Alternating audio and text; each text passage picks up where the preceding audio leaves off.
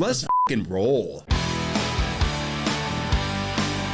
Good day, everybody. Welcome to the SALTYmf Podcast. Today I have with me Tim Worley, ex-Georgia Bulldog, Pittsburgh Steeler, and the Bears. Tim, welcome to the show, buddy. Thank you for joining us. Thank you, Brad. Thank you for having me on. Well, man, I'm really excited to talk to you. A couple reasons. I've got to know you as a friend for a while, which has been awesome. You're a hell of a person. But, you know, when I first met you, I used to play linebacker in my days, and I said, this guy's a running back. So, 6'2", 230-something, running a 4.29, that was pretty impressive. So I really am excited to have you on the show and talk to you just a little bit about, what it was like to be an athlete at Georgia, what it was like to kind of transition to the NFL, and then later talk a little bit, you and I discussed, really transitioning, kind of back from an athlete into the regular world. And, tell us a little bit about your time at Georgia and in high school. I know you were recruited, you and I, so a little tip.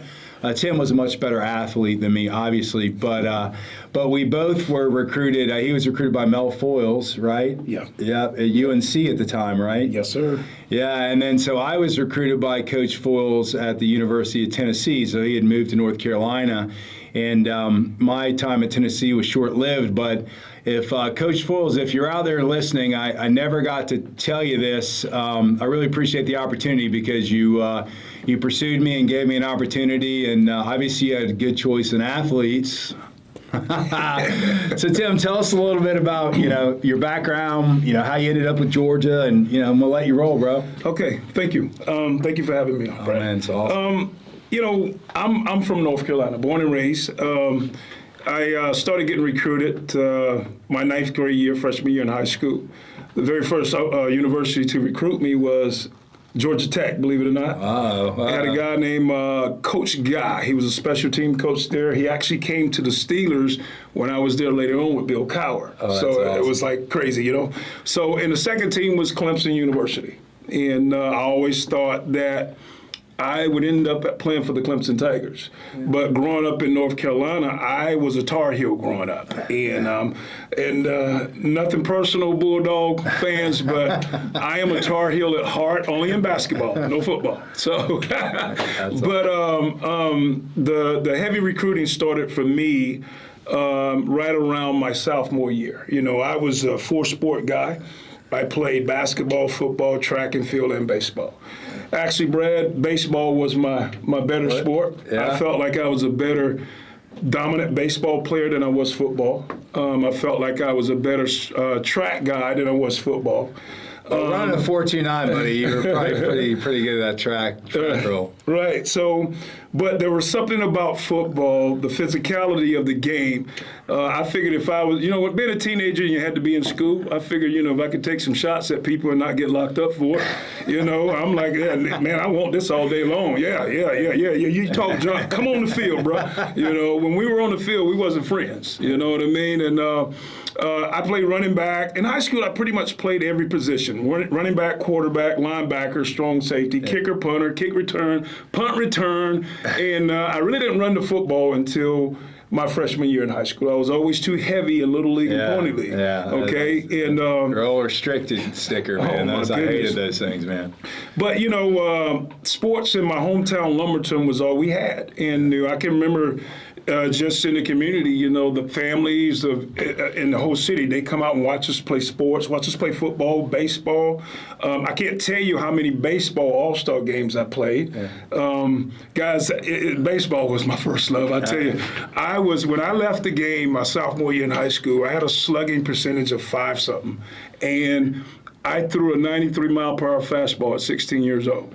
So that was like ridiculous. And I think I was destined to be a Steeler because the Pittsburgh Pirates scout came and worked me out when I was 16 years old. So I pitched, played third base, played a little bit of the outfield, and I was emergency catcher.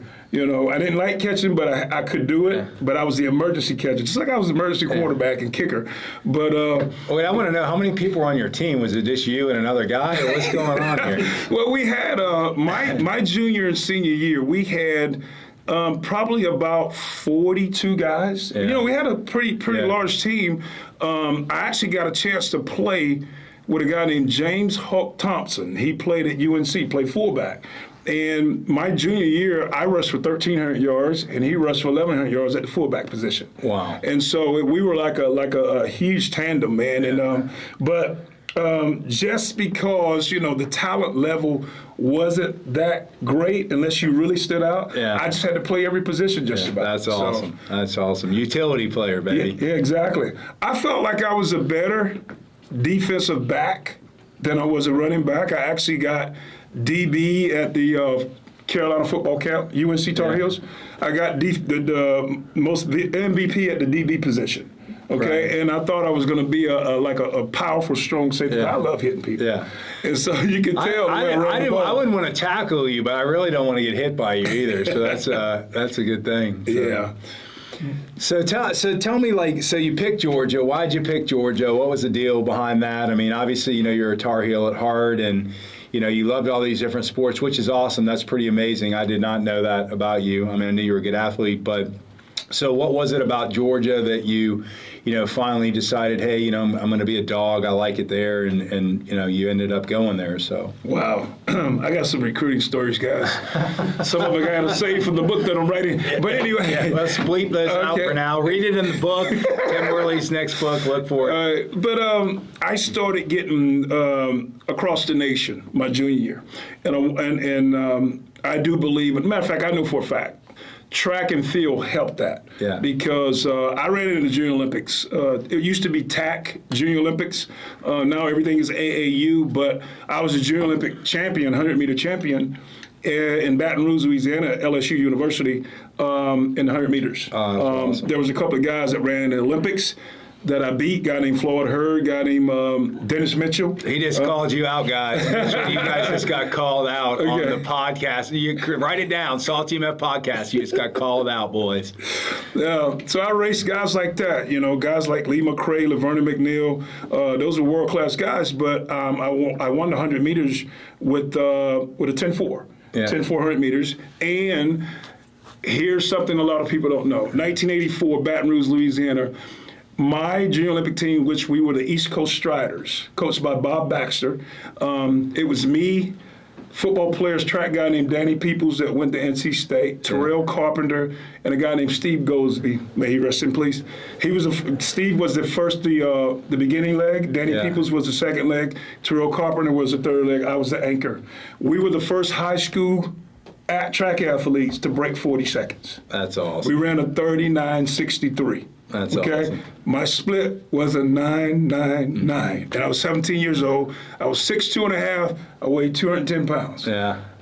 They looked at me like what I was going to do because I was a big guy and everybody was small, right? And so they thought I was a shot putter or something. Yeah. So they kind of brushed me off. I said, okay, I was the type of guy. I never talked junk. And if I said anything, it was going to be my pads or my legs or whatever I did on the field. And so we set a world record. It's been broken since then, since 1984.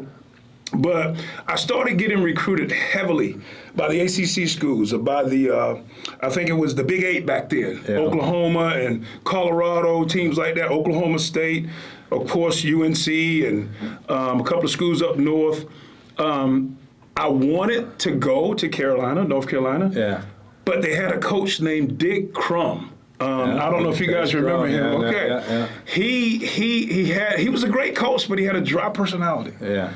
And me and a guy named Todd Ellis, quarterback for the Gamecocks, he went to school in Greensboro, North Carolina, Page.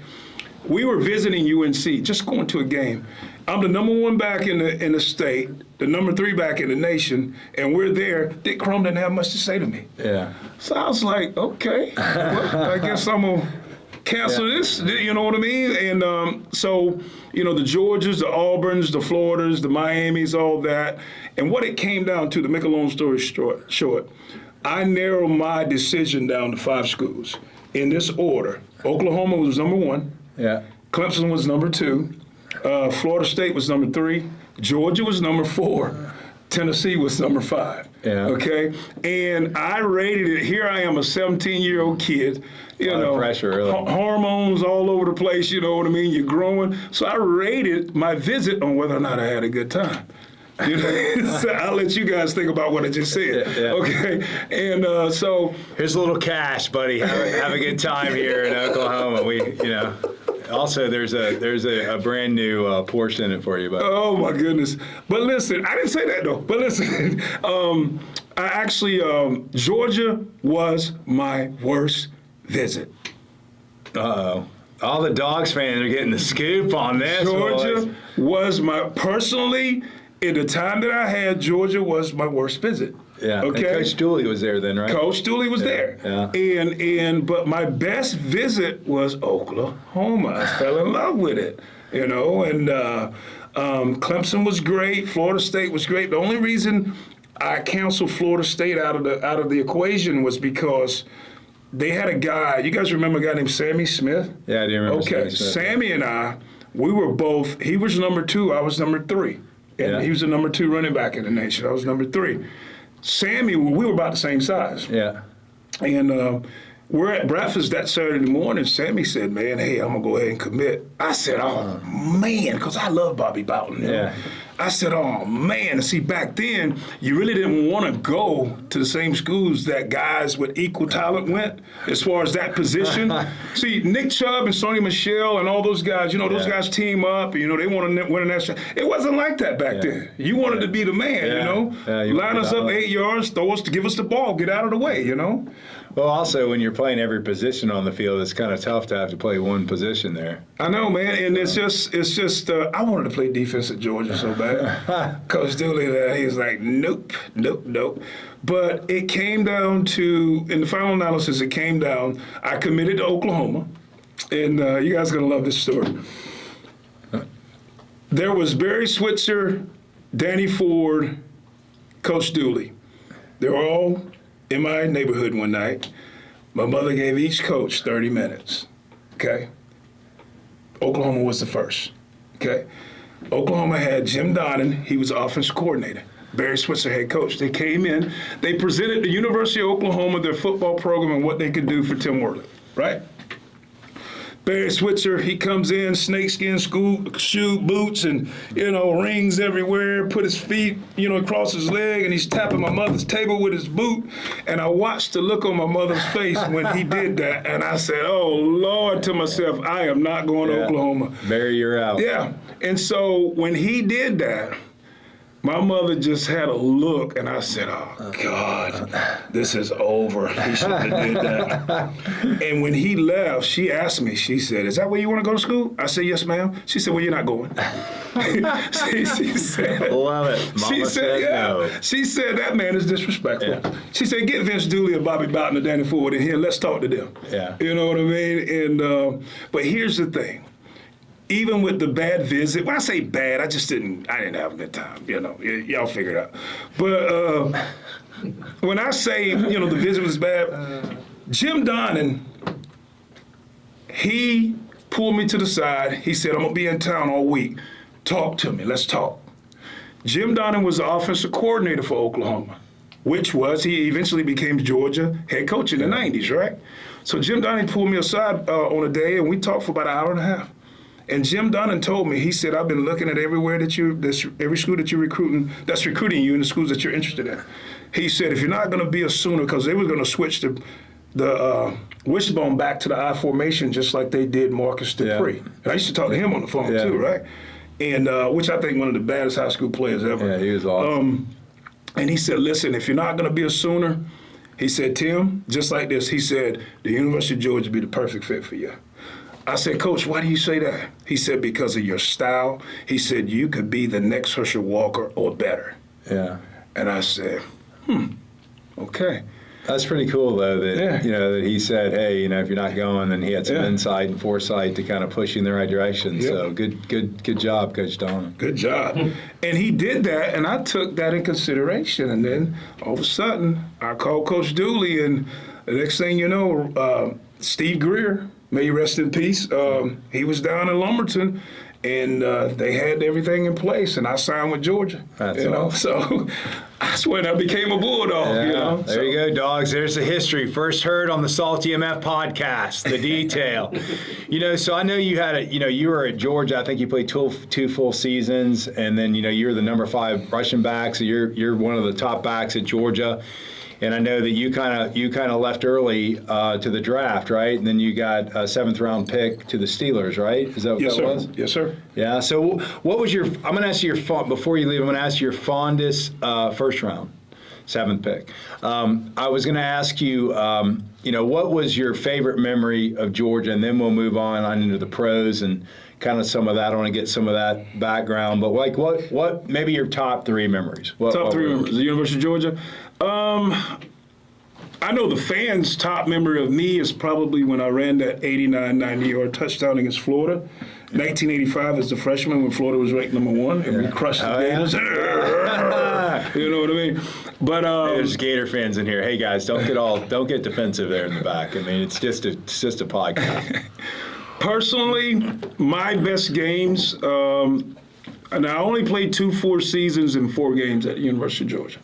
So that's not a lot. Yeah. But personally, my personal favorite games was when I tore my knee up my sophomore year, missed almost 2 years.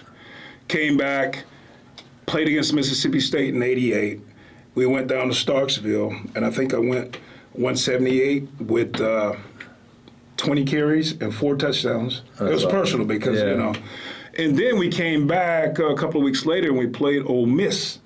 And Ole Miss was the team that tore my knee up.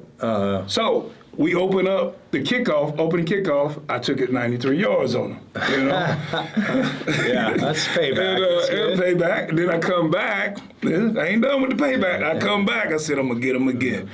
Halfback pass, 35-yard touchdown to John Thomas. That's awesome. Then I come back again, and I score another touchdown, rushing touchdown, right? And so that's when they started pushing me for the Heisman, 1988. So those were my fondest memories personally, but I know the fans, it's probably 1985. Yeah, I mean, that's awesome. Yeah, I remember watching it. You're a couple years older than me. Not, we're young men, but so I remember watching it. Definitely was a big Dog fan. So when one of the things as athletes transition to the NFL, and you get drafted, and that's a whole different level now. You got money associated with it. It's not like today where the NIL program and these guys are getting money in college. What was that like? So were you excited? You obviously were excited to go to Pittsburgh because you almost went for baseball with the Pirates. So, what was that like? What was the draft process like when you got picked? I mean, was it exciting? Kind of what was that like? I always want to know kind of what that was like. Okay, from the time that I declared myself eligible for the draft, right after the Gator Bowl, the '89 Gator Bowl. Keith Henderson and I, we were like, we decided we were going to leave. I knew the whole time that I was going to be in the top 10 in the first. And when you know that information and you have that information, you got to take it, for sure. Now, if I would have been a second or third, I would have stayed. Yeah. My final year and played a year with Ray Goff. Yeah.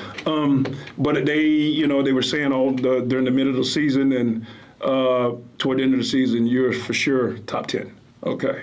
All right, so I decided to declare myself eligible for the draft.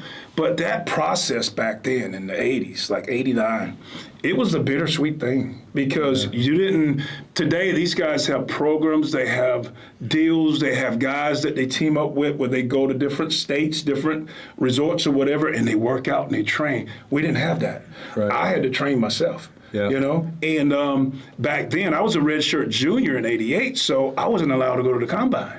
Yeah. Okay, Barry Sanders and I, we were both redshirt juniors. The rest of the guys, he was pretty good. Oh, that's my guy there, man.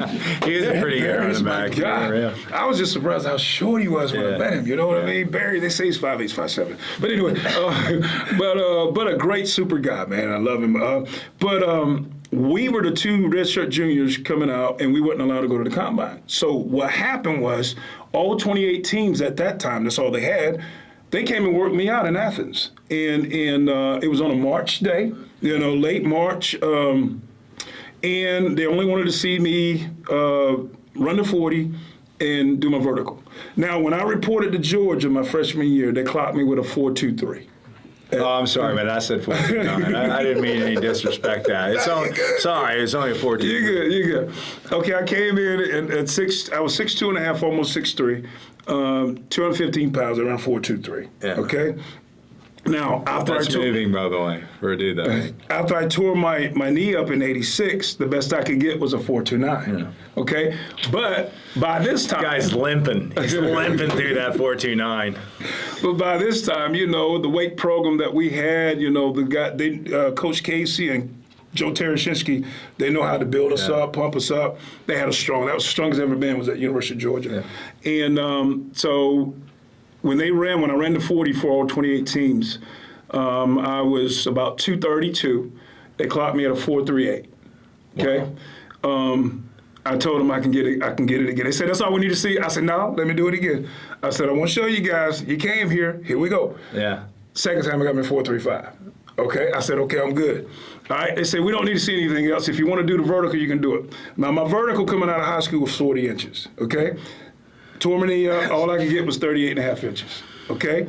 I said, that's it. I can't even touch the net jumping up on the basketball. So yeah, they said, that's it, Mr. Worley. That's all we need to see. And then we had a couple of teams that were really interested in me. They wanted to meet with me for 5 minutes each team, right? I said, while we're in here, why don't we just do the bench press? They said, you don't have to do that. I said, come on, man, you guys are here, right?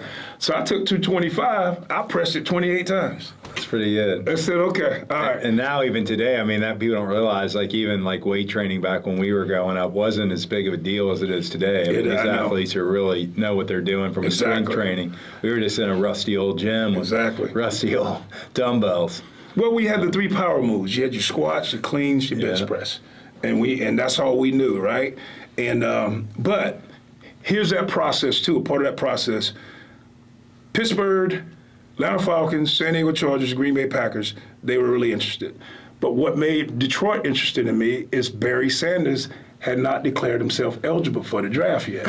So the Detroit scout, he wanted to meet with me, and he said, listen, we run the run and shoot. Barry Sanders is the perfect setup, but if he decides not to come out, if you're there the 3rd pick, we're going to take you. Yeah. And I said to myself, and I'm just being honest to myself, I said, no, you ain't. And now I'm going to Detroit, where great athletes go. Yeah, and perish. And so, that's how that process went. But I didn't go to New York. I didn't have anything in New York. I had all the people that I hired to represent me, my lawyer, the PR firm, everything. They're all based out of Beverly Hills, California. Yeah. So I had my draft party in Beverly Hills. And the Beverly Palm Hotel, Eddie Murphy, you know what I mean? Oh, yeah. And, 48 hours, baby. And so we had all that there. I had some of the UCLA players, the SC players out there, and just had a good time, man. And I knew the night before. Were there a lot of blonde-headed women out there? Oh, 6'1" blonde-headed women. I'm just curious. I want to know. But we had my draft party. I knew the night before where I was going.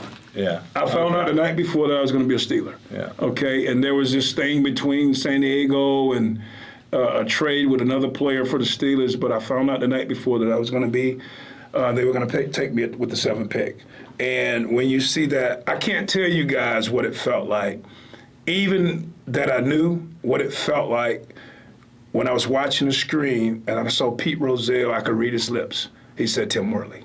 I said, so the Steelers get ready to take me for real. Mm-hmm. And by the time the guy's walking up there, I get a call from the Steelers trainer. They said, hey, get ready to be, we're about to take you with your 7th pick. I was like, oh, man, you know what I mean? So, that's all. But the Steelers have such a legendary team. And it was such an awesome team at the time. So, I know you're probably pumped for that. Yeah, and to be pumped, Steelers have always been my favorite team since I was 10 years old. Oh, yeah. And here's the thing. And I like to say something to the kids. Kids' dreams come true because the Steelers are always my favorite team since I was 10 years old. My second favorite NFC team, Chicago Bears. I played for both of those teams. The Bears, Yeah. And one of these days we're going to see the Steelers and the Bears in the Super Bowl. So that would be ultimate. And Georgia winning the national championship same year. Yeah. That would be amazing. You know what I mean? It could happen. It could happen. But that was the process for me. It was very difficult. It was bittersweet. I spent a lot of time alone. Yeah. Wasn't nobody around when I declared myself eligible for the draft. I had dropped my classes. Just a lot of alone time. And we didn't have social media. We didn't have a lot of things available for us on the internet. So I went back to basic fundamentals, working out, staying in shape, pumping iron, and ready for that call. Yeah, that's awesome. Well, I know that you had, I think you spent 3 years in the pros, 3 or 4 years in the pros. I spent 6 years in the pros. 6 years, okay. Yeah. Now we can go into that because there was a year that I got suspended. Yeah. I got suspended in 1992, and You don't have to. I know one thing that you do now, which I think is pretty awesome. And this is not from any prep. I mean, we were talking about it. Is you go back to some of the NFL teams, including the Steelers, and you help talk to the rookies about how important it is, to manage their finances and, be accountable in certain areas so that they, they don't lose that opportunity. And I know. I thought that was really neat how you did that and came back. So you want to elaborate on some of that work? Yeah, I started, the first time I had an opportunity, I always had an opportunity. Coach Rick, wonderful man. When he was the head coach at University of Georgia, he would always bring me back. He probably brought me back to Georgia to talk to the team and even the whole athletic department, probably 7 or 8 times. Yeah. But the first NFL team that I actually talked to, the rookies, was the Tennessee Titans, and that was in 2014. Yeah. And one of the things I found out is that, and those young people out there listening, especially the athletes, I found out that, a lot of these guys, some of them, they really don't want to hear. They want you to tell you how they can spend their money. But, when you read across, former first round, 7th pick in the first round, right here, you can see them, all of a sudden they're like, what? They want to listen to what you have to say, because when you're a first rounder, there's a lot of money involved. Yeah. And one of the things that I didn't know, where I'm at now, 56 years old, and the knowledge and the wisdom that I've gained, I look back, I didn't know too much. I really didn't. I thought I did. Isn't that funny? We were talking about that in your 30s. You realize you didn't know that much in your 20s. In your 40s, you realize you didn't know that much in your 30s. Yeah. Now in your 50s, you're like starting to get smart about stuff. You go, wow, man, I wish I had this wisdom. Exactly. When I was in my 20s. So. Yeah, but listen, no offense to the young man over there, but when I was in my 20s, I thought I knew it all. I look back now at 56, I was an idiot. You know what I mean? I'm serious, man, because everything revolved around me. I thought I was invincible at times. And see, when you and I want the young athletes to listen to this, just trying to move in that position, whether you want to be a professional athlete or whatever you do in your profession, that's professional. You got to humble yourself and never, ever cut yourself off from learning something new. And I went through a time in my life where, guys, I had a lot of yes people in my circle. Yeah. And I found out the yes people did me harm because they didn't care. And I found out later that the people that told me no and that were hard on me, those are the people that loved and cared for me. Yeah. And at that time, I kicked them out of my circle. Yeah. Prime example, I was at a point where I was buying a brand new car every 6 months. And we're talking about $100,000 cars. You know what I mean? Every 6 months. So my accountant, he told me, he's like, Tim, you don't need that. You don't need that. And when he told me no, I fired him. Yeah. You know what? But he was trying to save me money. Yeah. You know what I mean? Yeah, I think it's a good point it's not just athletes, it's everybody listen to the people who've been there, because there's a reason they're giving you a story about, why you shouldn't do that. It's not someone just trying to control you. And as Tim says, my dad always say, if you're not pissing someone off, you're not doing a good job. And that means telling someone no, or that you're not going to do that or whatever. And so I think that's like killer advice, because we see all of these young athletes getting these big NIL deals. We're doing some work with Brinks TV and the No House. Call out to you guys, appreciate it. An Icon Source, we're sponsoring athletes. And, some of it's not realistic about what some of the activities they do and the money they think they should get for it. Earn it. Earn whatever you're doing always, and, humble yourself. I think that's a great story. Yeah, because, easy come, easy goes. And, one of the things, I'll tell this, it's just when you come from, I came from a lot of love. I didn't come from a lot of money, and all of a sudden you're making $35,000, $40,000 a week. Yeah. what do you do with that? You know, you're like, and you know, you buy a new car every 6 months. You buy a new car. See, listen, you get a check for $40,000, right, every week, right? But here I am. I'll deposit 30 and I'll pocket 10. Yeah. Why do I need 10 grand in my pocket? You understand what I'm saying? Oh, man, I wish I was hanging around you. We could have done a lot of damage, dude. And you know what? And I gotta be honest. You know, back in the day, we was making it rain. You know where we make it rain at. But anyway, but that still happens every now and Not with me. Not with you. Not with Tim, but that's the derelicts on this side. Yeah, he said the derelicts. But listen, guys, just, you know, humble yourselves, man. And you know, you have people out there that'll live. I had to look at it this way.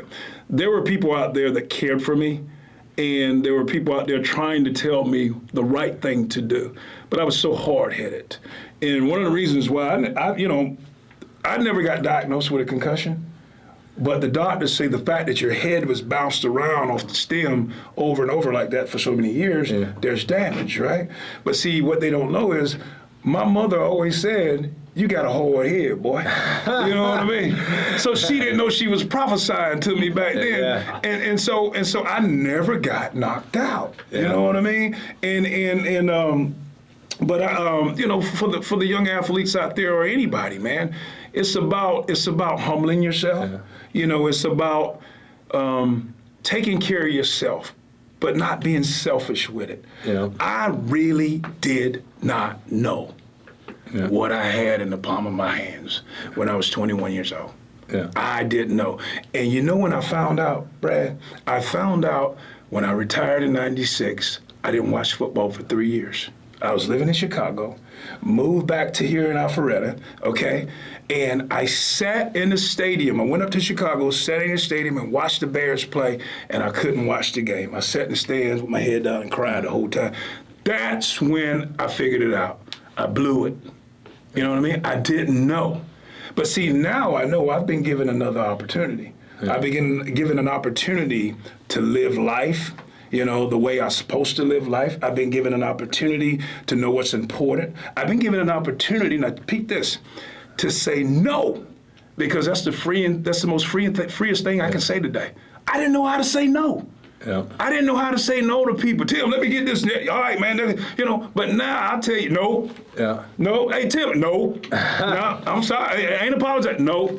But see, I know how to confront now without being ready to take your head off. Yeah. You know, I just tell you no. Yeah. You know, so that's some of the advice that I would give the young people out there. You know, just know who you are, man. Yeah. I had no idea who I was until I was about in my mid-40s, and I'm 56. I think that's probably pretty common. Like, people think that's not common. You know, in life, you kind of get older and you slow down and you kind of find yourself again. You're still that 18-year-old kid in your heart, but you have the wisdom to know that you don't need that $100,000 car every 6 months, even though we still might want it. Yeah. But we know that, you know, it's not right to do. But I mean, I've gotten to know you a little bit through Andy Jordan, and Andy's a good friend of mine, AJ, baby. And I you know a good guy when you see a good guy, regardless of the stupid shit we did, which we all did it, and then we're all in those fast cars and doing all that stuff, and I was right there with you. The good news is when you're a good guy, it comes out. And I mean, I've really had the pleasure of meeting you and being around you, and I know you're a godly man and a good man, and so.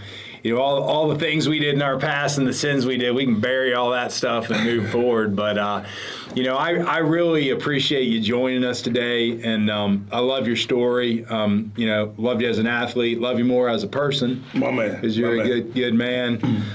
Anything in closing, like that you want to say just to the Salty Nation? So, you know, like I said, our group's kind of broad. We got a lot of athletes, but we've got all kinds of people watching this. And I mean, this podcast is really about stories, which you just kind of told your story, which I just learned something about you I didn't know. First of all, it's scary, the fact that you can be a track, baseball, and maybe play free safety and hit someone. That's really scary. But, you know, you've had a lot of accomplishments in your life, and I think you're genuine, and your voice resonates with a lot of people, and I really appreciate that. You got any closing for us? Absolutely. All right, let's do it. You know, one of the things that I strive on, number one, you know, put God first. That's just me. I mean, personally, I put God first, and He means the world to me. I have a relationship, and never ever stray away from basic fundamentals. Yeah. Not just basic fundamentals on the field, on the court, on the ball diamond, whatever you're doing in sports, but to the people out there, basic fundamentals in life. And I think, you only get one shot at life, and we got to make it our best. One shot, and we got to make it our best, man. I love it. I love it. Our saying is live your best life every day. That's it. And that's true. You only got one life. Well, guys, we are talking with Tim Worley here, ex-Georgia Bulldog, ex-Steeler, ex-Bear, but more importantly, just a hell of a human being. And, man, I can't thank you enough for joining us. Goat Nation, guy's a special dude. Hope you enjoyed the show. Tune in next week. We'll be talking to William King Hollis. William is a renowned speaker, motivator. He's a great human being, too. So, King, we're looking forward to see you on the show. That's a wrap. Let's roll. Dude, awesome. Awesome, man. I love it. I love the story. Thank you.